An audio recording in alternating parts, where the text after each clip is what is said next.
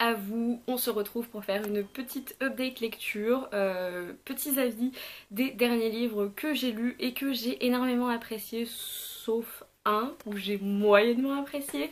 Mais dans cette update lecture, on a du très bon, du bon et du moyennement bon. Voilà, on n'a pas eu d'énormes flops, mais on a eu un truc pas ouf. Mais bon, voilà, donc on va sans plus tarder se lancer dans cette petite update lecture. Mansfield Park, c'est l'histoire de Fanny Price, qui est une jeune personne, une jeune femme qui vient d'une famille qui n'est pas forcément hyper noble et hyper aisée en fait, et donc elle va être adoptée plus ou moins par sa tante, par ses deux tantes et son oncle, qui vivent eux à Mansfield Park et qui prospèrent au niveau voilà, de l'argent et même de, genre de titres, etc.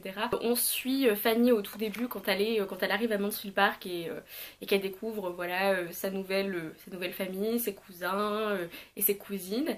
Et comme tout plot de Jane Austen, tout va bien dans le meilleur des mondes, sauf que les jeunes personnes vont devoir se marier, c'est inévitable, il va y avoir une sorte de mariage là-dedans, et on a le frère et la sœur Crawford qui arrivent dans le voisinage de Mansfield Park et qui vont déclencher eh bien, tous les événements, toutes les péripéties qu'il y a dans ce livre.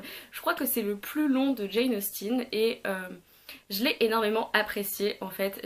Jane Austen est mon autrice préférée classique et donc je n'ai pas du tout été déçue. Fanny Price par contre est très différente des héroïnes fétiche de Jane Austen comme Elizabeth Bennet ou même Emma Woodhouse. C'est quelqu'un de très passif, de très effacé, quelqu'un de très pur et bon et bienveillant on va dire, et voilà, c'est une personne qui moralement est au top du top on va dire, et elle est amoureuse de son cousin Edmund depuis le début. Et elle n'est pas forcément très bien traitée par la famille Bertram dans laquelle elle a voilà, évolué les 10 dernières années de sa vie. C'est une héroïne, je pense, qui est quand même attachante et qui, malgré qu'elle soit différente des héroïnes habituelles de Jane Austen, est quand même intéressante et vaut la peine d'être lue et d'être étudiée. Je peux comprendre qu'elle saoule un peu en fait, très sincèrement, parce qu'elle fait pas grand chose et il y a énormément de choses qui lui arrivent et elle a pas forcément de réaction, et en même temps c'est son éducation, c'est sa place dans la société, dans la famille, et je pense que comme toujours avec Jane Austen, il y a bien sûr une critique sociale qui est aussi subtile que piquante. Par contre, je vous le conseille pas forcément pour commencer Jane Austen, parce que vous allez peut-être trouver du coup son écriture, vous allez peut-être trouver ça un peu long, vous allez peut-être trouver ses personnages un peu rébarbatifs à certains moments, alors que je pense que si on commence de base par Orgueil et Préjugés, c'est plus facile pour s'acclimater à Jane Austen. Le deuxième livre que j'ai lu, c'est un roman qui a été hyper hypé en fait dans le booktube anglophone et surtout américain l'année dernière. Il s'agit de Daisy Jones and the Six de Taylor Jenkins Reid. C'est une espèce de roman historique sur un groupe des années 1970, début 70 et après toute la décennie en fait 70 jusqu'au début des années 80, qui aurait existé un groupe américain qui s'appelait Daisy Jones and the Six, et donc on est dans l'univers de la musique. Je ne me souvenais plus que je l'avais ici, et donc voilà, vous avez peut-être vu la couverture passer pas mal de fois, et on en a énormément parlé, et en fait c'est sous format d'interview, et moi je l'ai de base écouté en audiobook, et ça a été un très très bon moment en fait, qui nous fait oublier complètement que ce groupe n'a jamais existé et qu'on ne peut pas aller écouter les chansons de ce groupe juste après avoir lu le bouquin, ce qui est quand même une énorme déception. Mais effectivement on est emporté dans l'histoire musicale de toutes ces personnes, la manière dont le groupe s'est formé, quelles étaient les interactions des membres du groupe, pourquoi ils ont écrit telle chanson, de quoi veut parler telle chanson, etc. Et c'est tellement bien fait qu'on a l'impression que c'est vraiment un groupe qui a existé. Et donc si vous aimez la musique, si vous aimez bien la fiction historique, si le format de l'interview ne vous dérange pas au niveau de l'écriture, et si vous avez envie de tester un très très bon audiobook, je vous le conseille vraiment en livre audio. Je pense pas qu'il soit sorti en français, je ne sais pas. En tout cas je l'ai écouté en anglais, et effectivement au niveau des interviews, pour chaque personne il y a une voix différente, une personne différente dans le livre audio, et donc c'était vraiment très chouette. Donc ce que j'ai apprécié c'est le format dans lequel je l'ai lu, donc pas celui-ci puisque j'avais le bouquin, mais j'ai préféré l'écouter, ce qui m'a permis d'avoir vraiment une expérience je pense assez agréable. Et puis j'avais envie de lire un livre dont on avait tellement parlé l'année dernière, énormément de booktubeuses hyper connues américaines on avait parlé et l'avaient adoré. Et j'avais envie de savoir pourquoi, et même si je ne partage pas totalement la hype, on va dire, je comprends pourquoi il a été fortement apprécié, parce que c'était hyper rafraîchissant. Un autre livre dont j'aimerais vous parler, c'est Serpent and Dove de Shelby Marcolin. C'était le cadeau, un de mes cadeaux de... Non, c'était mon cadeau de Noël de la part de Marion. Je sais que je l'avais mis dans ma palle pour les hauls, et il y a une ou deux personnes qui m'ont dit que j'allais l'adorer. Alors c'est celui que j'ai moyennement aimé dans cette sélection, puisque on va suivre une sorcière et un chasseur de sorcières qui vont être mariés dans des circonstances un peu étranges et qui vont devoir cohabiter. En gros, je ne veux pas vous en dire trop, mais on a deux factions. On a la faction des sorcières, on a la faction des chasseurs de sorcières, et entre deux il y a les gens normaux, on va dire le reste du peuple. Mais voilà, c'est une espèce de, j'allais dire de secte. Oui, les chasseurs de sorcières, honnêtement, les sorcières aussi, et ils sont très différents, ils veulent s'entretuer, et les deux se commettent des actes atroces.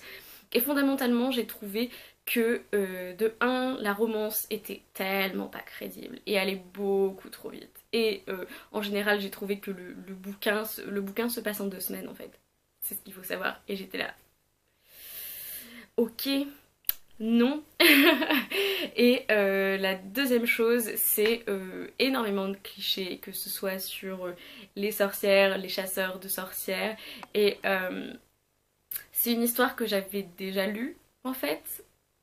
Dans Six of Crows, il y a une partie où il y a une Grisha et un chasseur de Grisha, un Druskel. C'est l'histoire de Nina et Mathias, et c'était très bien écrit, c'était très bien amené, c'était très bien développé. Donc effectivement, Serpent and Dove n'a pu qu'être déception de ce côté, puisque j'ai trouvé la romance peu crédible, et puis énormément de clichés qui malheureusement ne rendent pas le bouquin plus attrayant, alors que justement une vraie nuance aurait pu être intéressante. Mais en tout cas c'était un roman qui se lit vite, qui se lit bien. Moi j'ai eu du mal aussi avec le fait que ce soit écrit dans une espèce de franglais, puisque c'est censé se passer dans un contexte francophone plus ou moins, et donc l'autrice a ajouté énormément de mots de français. Enfin, personnellement, en tant que lectrice francophone, j'ai pas trouvé ça bien amené, j'ai pas vu que ça apportait quelque chose pour créer une ambiance. Voilà, il y avait beaucoup trop de mots de français, ça aurait pu être bien mieux amené. C'est mon avis, je l'ai moyennement aimé. C'était pas déplaisant non plus, mais c'était pas une révélation et c'était pas très très folichon. Ensuite, j'ai lu une romance, et j'ai lu une romance hétéro, et ouais, et ça ne m'arrive quasiment jamais, donc c'est pour ça que c'est intéressant de le noter. J'ai lu The Hating Game de Sally Thorne, et je l'ai vraiment beaucoup aimé. C'est l'histoire de deux personnes, un homme et une femme du coup, qui travaillent dans une maison d'édition. Il y a donc 2 directeurs, donc une directrice et un directeur, et ils ont chacun un assistant ou une assistante. Et on va suivre l'histoire de cet assistant et cette assistante des grandes directrices. Et ils se détestent. Ils se détestent profondément. Ils ont ce jeu qui s'appelle The Hating Game où voilà, ils font un peu mine de se détester. Ils ont plusieurs autres jeux comme The Staring Game où ils passent, ou alors ils se regardent comme ça et la première personne qui détourne le regard a perdu. Voilà, s'ils disent quelque chose, l'autre va les menacer de les envoyer à la DRH. Enfin voilà, en gros c'est ça, mais d'une manière vraiment pas méchante, dans le sens où c'est très évidemment un jeu, qu'il n'y a pas qu'il y a, enfin, qu'il y a pas de blessures, qu'il n'y a pas des insultes, que voilà, c'est des personnes qui sont assez étrangères l'une à l'autre alors qu'elles bossent l'une face à l'autre depuis un an tous les jours, de genre 8h à 18h, et en fait le premier jour la jeune femme a souri à ce nouvel assistant, voilà, en mode et il l'a regardé genre comme ça. Et donc elle s'est dit ok, c'est un petit con condescendant, je l'aime pas, voilà. Et donc on part de ce postulat, et évidemment, puisque je vous ai dit dès le début que c'était une romance, et bah il va y avoir des petites choses qui vont se passer.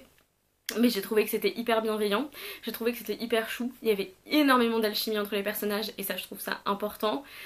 J'ai pas remarqué de remarques sexistes justement, voilà, pas de sexisme, les personnages étaient crédibles, voilà, donc j'avais vraiment énormément de positif à en dire, en fait j'ai juste que du positif à en dire, et maintenant c'est ma romance préférée hétéro, puisque j'ai souvent du mal avec certaines choses qui sont faites dans la romance hétéro, on va dire, mais là franchement j'étais juste conquise en fait par les deux personnages qui ont été complexifiés au fur et à mesure du roman, qui ont une famille, des amis, qui ont une histoire, etc. J'ai trouvé que c'était hyper organique, hyper fluide et franchement, ça m'a mis la banane. Donc je suis très heureuse d'avoir lu cette romance. Le dernier livre dont j'ai à vous parler, c'est En lieu sûr de Wallace Stegner. Je ne peux pas vous le montrer en format papier puisqu'il est déjà prêté à ma grand-mère. Voilà, pas de contact hein, puisque coronavirus, juste prêté en même temps que lui amener des courses. Et c'est un roman où il ne se passe rien. Il ne se passe strictement rien. C'est l'histoire d'amitié de deux couples. Et c'est ça tout le roman. Et c'était juste une plongée dans la société américaine des années 30 jusqu'aux années 70 du coup, puisque leur histoire d'amitié se base sur des dizaines d'années et des décennies, et on suit deux couples dont à chaque fois l'homme est professeur à l'université, et c'est comme ça qu'ils se rencontrent, et ils vont se lier d'amitié, et toute leur vie va être liée les uns aux autres. Il va y avoir des choses, des obstacles dans leur vie, des choses de la vie en fait, et donc c'était un roman vraiment très lent, très contemplatif, que moi j'ai énormément apprécié, et il y avait aussi quelques réflexions sur l'art, sur le fait d'être artiste, sur l'écriture, qui était assez métafictionnelle, et j'ai vraiment énormément apprécié ce bouquin qui pourtant faisait 400 pages de pas grand chose, mais qui tenait en fait par la force de ces personnages et des relations entre ces personnages. Donc j'ai trouvé ce roman vraiment très beau et je vous le conseille énormément. C'est tout pour cette vidéo, cette update lecture. Vous voyez que j'ai eu des très bonnes lectures au mois d'avril et j'en suis la première à être très heureuse.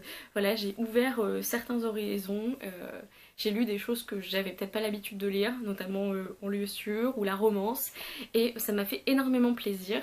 Donc dites-moi dans les commentaires ce que vous avez lu récemment qui vous a aussi transporté, on va dire. Si vous avez lu certains de ces livres, est-ce que vous êtes d'accord? Qu'est-ce que vous en avez pensé? Est-ce que vous les avez aimés vous aussi? Dites-moi tout, et en attendant une prochaine vidéo, je vous souhaite de prendre soin de vous et de lire. Voilà.